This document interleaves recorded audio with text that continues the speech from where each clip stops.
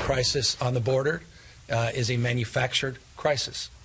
And we are not interested in participating in this political theater.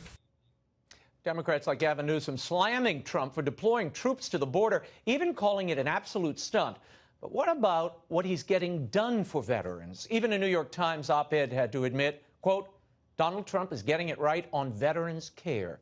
Earlier this week, Laura and I spoke to someone who knows a thing or two about caring for the veterans community. Watch. I just want to join everybody in saying thank you. Obviously, I got to do a lot more to catch up to you guys. You're the man.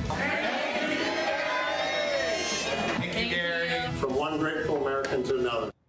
A remarkable video, and it went on, for actor Gary Sinise to thank him for the work he's done to help our nation's veterans. The video's release coincides with the publication of Gary's new memoir, Grateful American, which chronicles his life, acting career, and work with the Gary Sinise Foundation. Joining us now is Gary Sinise. Thank you for being here, Gary. Thank you, Gary. Well, it's good. It's great to see you. It's been a while, my friend. Well, yeah.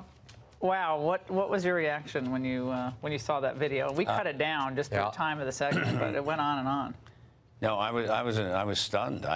They completely and totally surprised me with it. I'm on this book tour now. I'm going around the country and doing interviews and that kind of thing and promoting.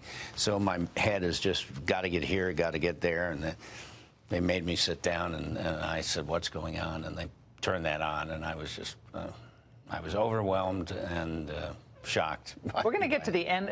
There's a moment in the end of your book, which I want to touch on. But for people who aren't aware of all that you've done, and I can't imagine there are many, tell us again what got you going. Because I heard over in the makeup room earlier, why aren't there more Garys out there in Hollywood? Why aren't there more Garys in the entertainment industry? And they're great people, and they give a lot of money. I understand that.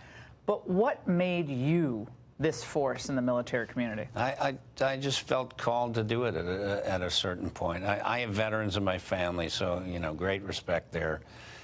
And in my wife's family as well, Vietnam veterans and her family. I got involved with Vietnam veterans back in the 80s. I started supporting them. I played the part of Lieutenant Dan in Forrest Gump, and that started me working with our wounded. And then, you know, after September 11th, I was hit with that, and my heart was broken, and I saw us deploying to Iraq and Afghanistan, our people getting hurt and getting killed, and the families struggling and everything. I just raised my hand and wanted to do something to help my country and to help those who were defending our country, and so I just started, and it's just snowballed into a huge mission.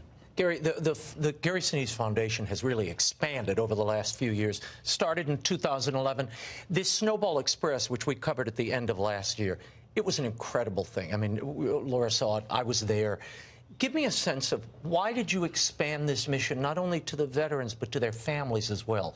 And what are they telling you as a result of those experiences? Well, before I started my foundation, I was raising my hand in a lot of different areas. I raised my hand for the USO and started entertaining troops. I started supporting various military charities operating in different spaces, and one of those charities was this Snowball Express. And it was focused on the Gold Star children. And so I started supporting them, and we eventually made a deal with Disney World to take the kids down there, and we folded Snowball into Gary Sinise Foundation as a program, and we took the kids to Disney World this year. You have gone through great lengths to help those who come home and are impaired and can't take care of themselves. Tell us about these smart homes that I've seen you present all over the country. What are they? How'd you get into this? Yeah, these are for our wounded veterans.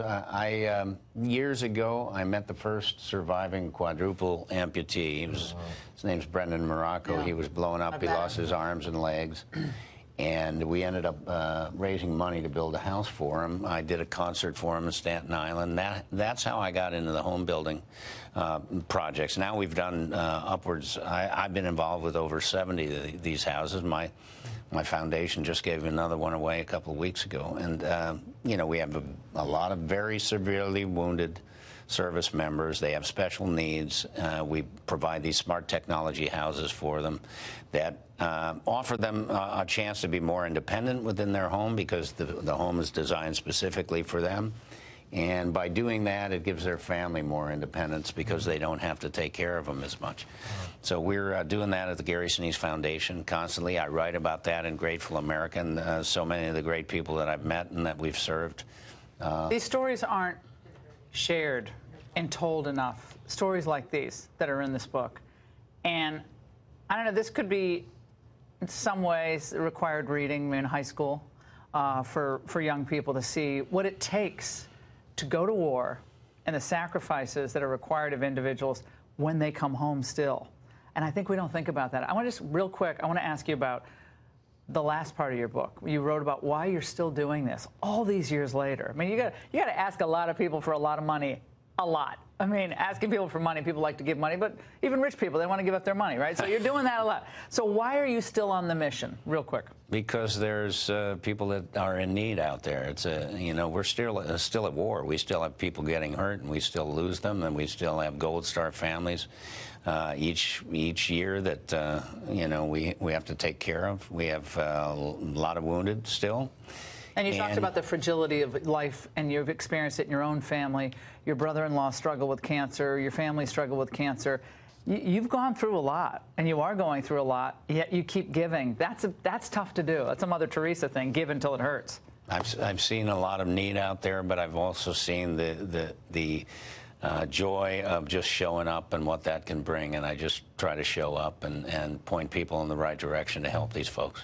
And humility is also one of your great strengths. Gary Sinise, thank you so much for being here. Congrats on this book. It should be required reading. Grateful American here on the Ingram Angle. Gary, thanks so much. Thank you. Great to see you, man.